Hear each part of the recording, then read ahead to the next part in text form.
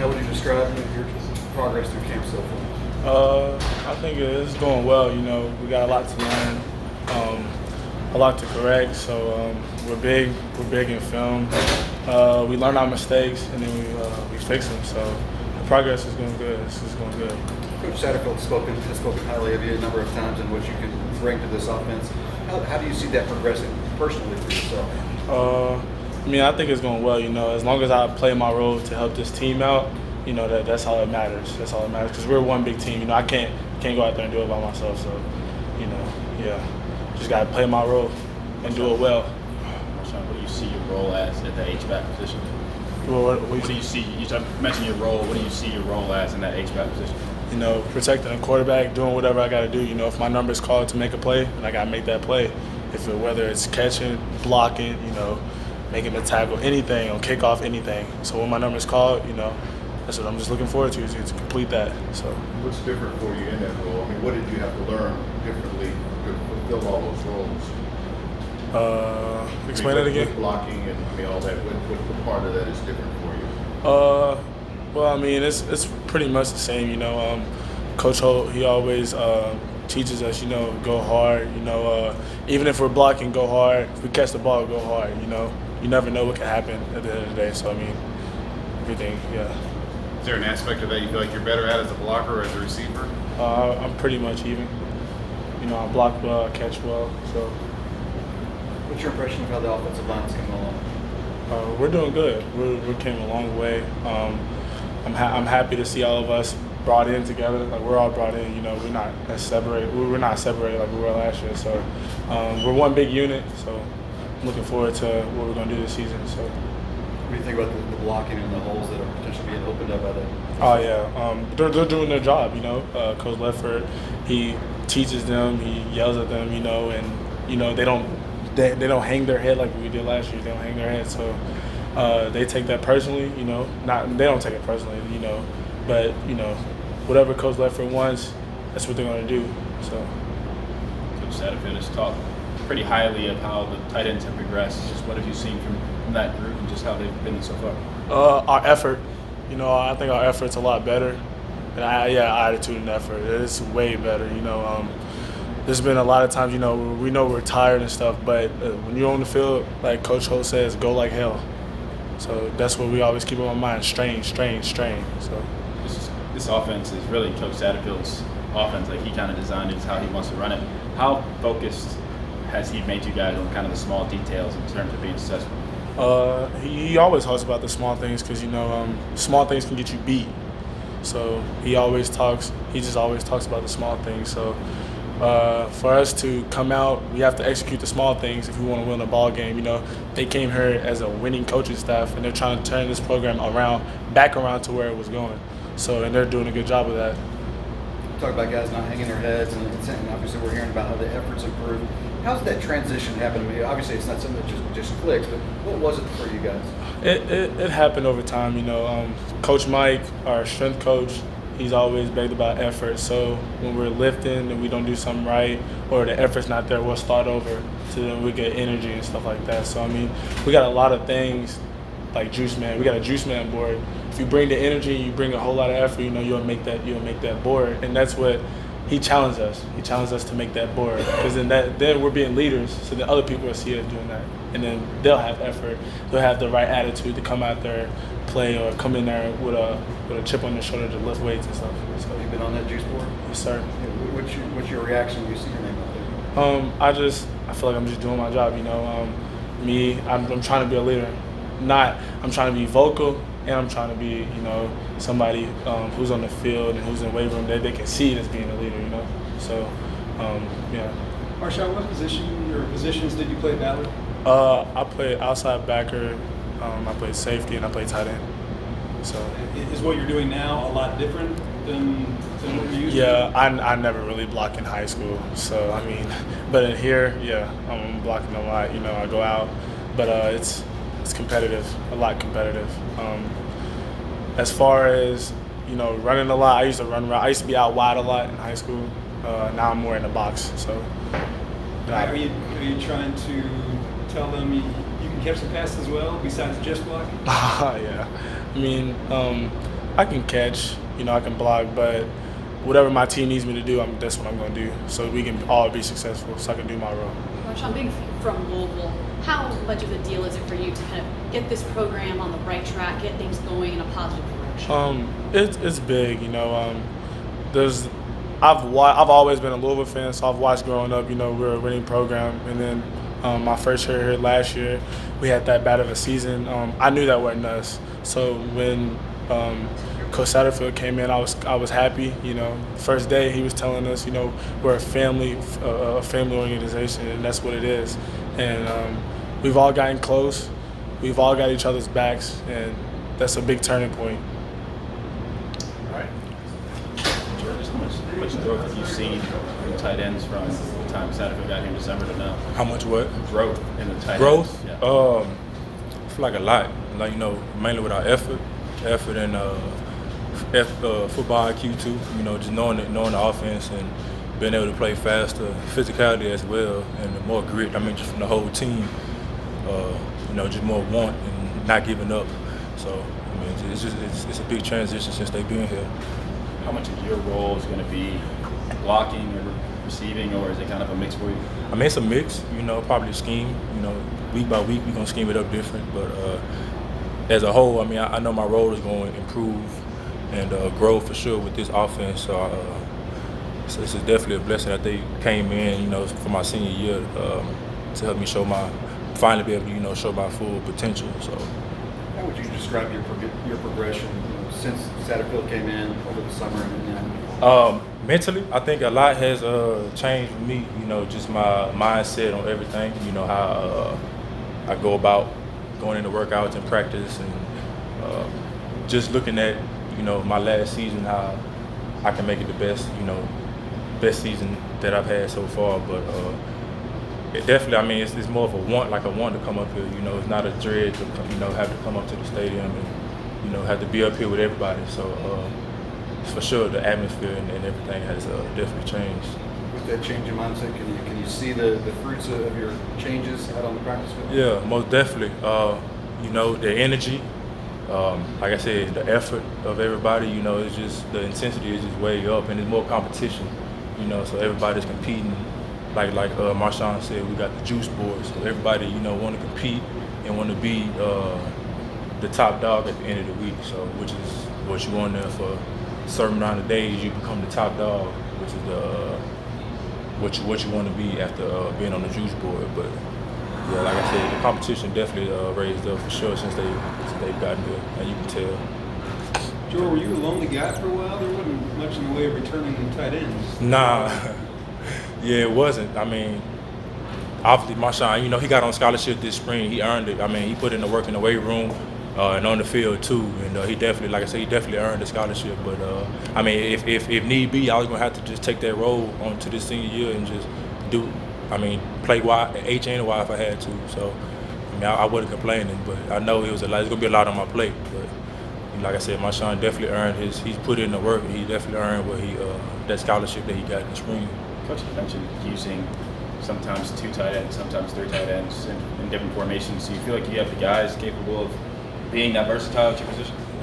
Yeah, and like I said, our football IQ has really raised. And the thing about Coach Sat, his offense isn't as complex as what it was in the past. So he kind of simples everything and helps us play fast on the field. So that also can help. But depth-wise, I definitely feel that we had the depth. We coming in to add to another H, and then Y, and just the H backs that we have right now. We definitely had the depth to do that. So you mentioned the offense being simple. Does that heighten kind of the focus on the smaller details for you guys, you think? Yeah, it really does. Like I said, it's just the big thing about this fall, we're trying to get everybody on the same page. All 11 players coming together, and each and every play focusing and making a big play out of it. Because once you see, we have card tapes, every practice. So card tapes, we want, and it's maybe 9-10 plays that's up there, and it's perfect plays that how we want to run it, blocking, effort. It's mainly on effort. It's mainly based off effort, but blocking, and it's just the plays that how once all 11 players are on page, it shows that how big a play really can be. So yeah, definitely, like you said, small details and just being all on the same page is what we're really trying to focus on. What's the biggest strength of this tight end group, do you think? I feel like we playmakers. I mean, you can put us anywhere. You can spread us out. You can put we had the depth too. You know, now coming in. But like I said, and knowing the game too, I feel like we can. We've studied enough film to put us anywhere and call a play that we haven't ran. And I feel like we can pick up on it quick and on the run. So the football IQ and playmaking for sure is an upside to our ability. All right, Archie. How's everybody doing? Good. Good. They had mentioned that there's a focus for the players specific, also kind of on the smaller details to be Right. successful. On the coaching staff, Satterfield seems to be a very detail-oriented person. Right. How does that rub off on all of you guys as well? Well, we think we have a good plan. We feel like that there's certain small things that we're going to have to do within the scheme to be successful. And Coach Satterfield does a great job of communicating that with the staff. And Coach Leffert does a great job of reinforcing that as a coordinator, and it just goes on down the line with Coach Pons, Coach Brew, myself, Coach McKenzie. So, just as those guys, we're just talking about being on the same page. I mean, it's really the same with the staff. I mean, we've all got to be pulling in the right direction. A lot of the guys talk so much about culture, the trust Satterfield has. How does that kind of play into that sense as well? I think where Coach Satterfield is really strong is he puts this feeling amongst everyone around him that you don't want to let him down, and so because he's gonna treat you well, treat you like a man, but he has high expectations, and so I think that that culture, as we put forth, that culture, it kind of goes from the staff to the players to everyone within the program, and you just kind of have that. It's kind of that glue that everybody's just trying to. Last thing you want to do is be the person to let somebody down. Each day we keep hearing from the players about a new ranking commitment, whether it's card tape, Yeah, muscle tape, right. juice board. How are you seeing them respond to those kinds of elements? Well, I think we all want feedback. I think that it's important to have an idea of where you are in the process. I think everyone is like that, no matter what you're doing. And so, if you can give them an idea of where they stand and why they're there, we try to be straightforward with them and tell them exactly, where they are on the depth chart, and this is why, and this is, the role that you're going to play. It's one thing we talk about from day one is, the quicker everyone finds a role in this team, and then as Coach Satterfield says, the other part is accepting that role. Finding that role, but then accepting that role, then we're going to gel, faster and faster, and that's just going to help us in the season. So, that's really all those things kind of tie into defining roles, and this is what you're going to be counted on to do. When do you start? One thing to come in as a new coach and be teaching technique and what you want to do. Is it more challenging when you got a bunch of guys who have never really even played this position before? I think where one of our strengths is we can evaluate football players and where they can fit within our system, be it offense or defense or special teams. So we find guys within the roster like Tobias Little, for an example, who's been a running back and is a good running back. But he's a heavier guy and he's a strong guy. He's got a nice center of gravity, so he can get leverage on guys and move guys, and so he would be a guy that can play the H, and that so we made that move and put him at H, and a guy like Isaac Martin, who we got here, was quite a bit heavier than he is now, and so kind of from day one saying, hey, this is where we see you fitting, but this is where you've got to be weight wise, and this is what we need you to do numbers wise, and I think Coach Mike and his staff do an outstanding job. All these guys kind of talk about the off season, and the off season is big for us, and so those roles are kind of starting to get defined even way back, back in March, coming out of spring ball. At what point here in fall camp do you start kind of figuring out, all right, these are my ones, these are my twos? Some positions seem settled, some seem pretty wide open. Yeah, I think that in our room, we're going to play several guys, and so we kind of package guys together. Who kind of plays well with each other, who complements each other. I would say, I think we had day 10 today, maybe 11, somewhere like that. I'd say probably after 6, 7, we were pretty, had at least a starting point, where we wanted to be. And then within that, say you got a guy that's down the line a little bit, well, then you got to let him know, hey, this is how you climb. This is what you need to do, and this is where we see you complement the offense. And so we'll keep working that way. How distinct are those positions in Y&H? Like, is there any kind of overlap there where guys can do one or the other? They can play both. I think the biggest difference, if you're on the ball, if you line up as a traditional tight end on the ball, you're going to need some length. And some of the H-backs that we have are not long guys, not necessarily height, but just arm length and that type of stuff. So I would say that'd be the biggest difference. The Ys can play in the backfield most of the time. The H's can play, they can play on and off, but typically that'd be the only spot where I'd say when you put them on the ball, and particularly at the point of attack, they're going to need to separate a little bit from those DNs. On special teams, Coach Satterfield's talked highly, obviously, about the line and in the punting game. Obviously, there's more than that. What's your impression on as far as coverage and blocking on special teams? Well, we're installing our schemes right now and trying to figure out. It's kind of the same thing. What we just talked about with tight end, finding guys that complement each other. Now you're trying to find 11 guys that complement each other, and I do feel like we can run. We got some guys that can cover some ground. So now it's just kind of getting some the techniques down, getting them to understand, what we're trying to accomplish in space, and much like our offense, getting those techniques in so we can play fast. But I feel like we have some guys that can do some pretty dynamic stuff. Is it possible that you might see some first teamers on those squads? We play our best. We try to limit. If there's certain positions that aren't as deep, then we'll limit there. Coach Satterfield believes that we're going to put our best guys on the field if they can help us win. And but we're smart about it. I mean, we're not going to just throw a guy out there and have him play all 4 special teams and then also play 70 snaps of defense or offense. I think it goes back to kind of finding your role. A lot of times when coach is talking about finding your role and accepting your role, kicking game comes into effect there for sure. Marshon, it was kind of funny when he was talking about what he does on offense. He's like, I'll make a tackle. Well, he was talking about special teams, and so that's good to hear him say that. But on the field, when you practice and push, Sure. Speaking of Marshon, how have you seen him grow, especially after the compliment of the scholarship in the spring? How have you seen him grow? He's kind of a utility player, I think Coach Leffert called him a Swiss Army knife. He's kind of got a little bit of everything in his package. And, he's agile. He can change direction really well, but he has strength. He can hold up in pass pro. He catches the ball well. He blocks well. He's a young guy. I mean, he's still got a lot of things to improve on. But I like that he comes to work every day. It's important to him.